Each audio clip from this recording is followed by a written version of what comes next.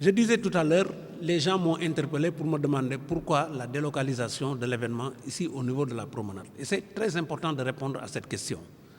Parce que tout simplement, je ne m'entends pas avec le maire de la ville, qui cherche à chaque fois à me mettre les bâtons dans les roues, pour empêcher à ce que la manifestation se tienne. Parce que c'est ça la vérité aussi. Parce que ce qui s'est passé, d'abord par rapport à la foire. Depuis 10 ans, j'organise la foire internationale de Thiès. Alors, il s'est trouvé que l'année dernière, j'avais décidé d'organiser la foire à partir du 1er octobre jusqu'au 15. Une date qui ne convenait pas, en tout cas aux commerçants, parce que ça coïncidait avec l'ouverture des classes. Alors, les commerçants sont allés voir le maire pour lui dire, bon, vraiment, on voudrait tenir une réunion avec le promoteur pour voir comment on va s'entendre. Parce que tout simplement, on ne peut pas accepter à ce que la foire se tienne pendant cette période.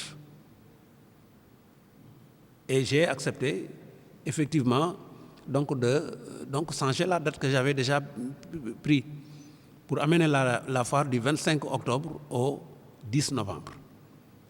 Donc cette date-là devient une date officielle. Parce que c'est le maire lui-même qui était présent lorsque bien cette réunion se tenait. Alors, ce qui s'est passé au mois de janvier, pendant la préparation du Malodor, je suis venu voir ces services pour leur dire, effectivement, je maintiens la date du 25 octobre au 10 novembre pour la foire. Ils m'ont dit, il n'y a pas de problème. Alors, j'ai dit à la dame, juste après le Malodor, je viens faire la confirmation. Mais à ma grande surprise, lorsque je suis venu faire la confirmation, ils m'ont fait comprendre que cette date-là a été attribuée à d'autres. Alors, lorsque j'ai posé la question pourquoi, ils m'ont fait comprendre que, bon, ils ont oublié que, effectivement, je devais tenir la foire à cette période. Bon, je me suis dit, il n'y a pas de problème, parce que oublier une date, ça peut arriver, parce que même moi, ça m'arrive. Mais je vais faire des investigations pour savoir, effectivement, si ça a été... vous avez oublié, ou bien vous l'avez fait sciemment. Mais en faisant ces investigations, je me suis rendu compte qu'effectivement, ce n'est pas le cas. Ils n'ont pas oublié, ils l'ont fait sciemment. Mais ce qui m'a surtout dérangé, c'est que si la foire avait été attribuée à des gens qui habitent Thiès, il n'y aurait pas de problème. Mais comment ils peuvent attribuer une date qui appartient à quelqu'un qui habite à Thiès à des gens qui habitent Kermassar? Et ça, c'est un problème. Il n'a pas été élu par les gens de Kermassar, il a été élu par les gens de Thiès.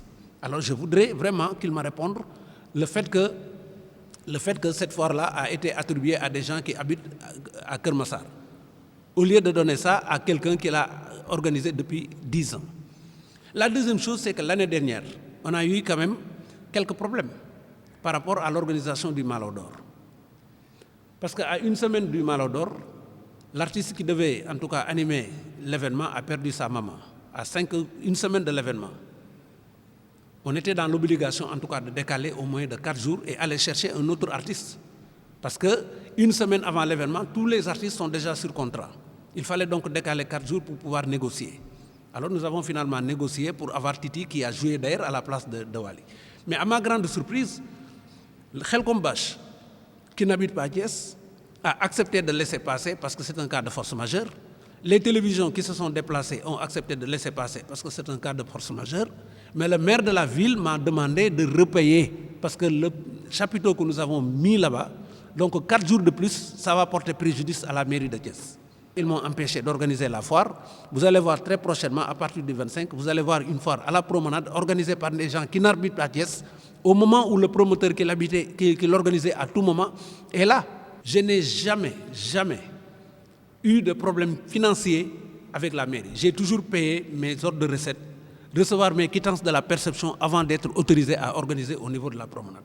La preuve, l'année dernière, il m'a fait payer 10 millions pour la foire, il m'a fait payer 8 millions pour le Malodor. En 2 mois, j'ai payé 18 millions au niveau de la perception. Je le dis haut et fort. Ils n'ont qu'à sortir me démentir. Je ne suis pas, même si je suis un opérateur économique, c'est dans un autre domaine. Les investissements que je fais ici au niveau de la promenade, c'est des investissements sans retour d'investissement. Sans retour d'investissement. Rien que la foire de l'année dernière, j'ai investi 44 millions. Comment peut-on gagner plus de 44 millions dans un promenade? On ne peut même pas mettre 300 stands. Je me pose la question. Oui, mais les télés sont là. Si j'ai une fois une facture que je n'ai pas payée au niveau de la mairie, une seule facture, depuis 20 ans, une seule facture que je n'ai pas payée à la mairie, qu'ils viennent me le dire. J'ai toujours été en règle. Parce que la preuve, si vous ne payez pas à la perception, lors de recettes, vous ne pouvez pas avoir une quittance qui vous permet d'avoir une autorisation. Si j'organise, ça veut dire que j'ai une autorisation et j'ai payé. Alors le problème se situe à quel niveau? Qu'ils me le disent. Moi, je ne sais pas.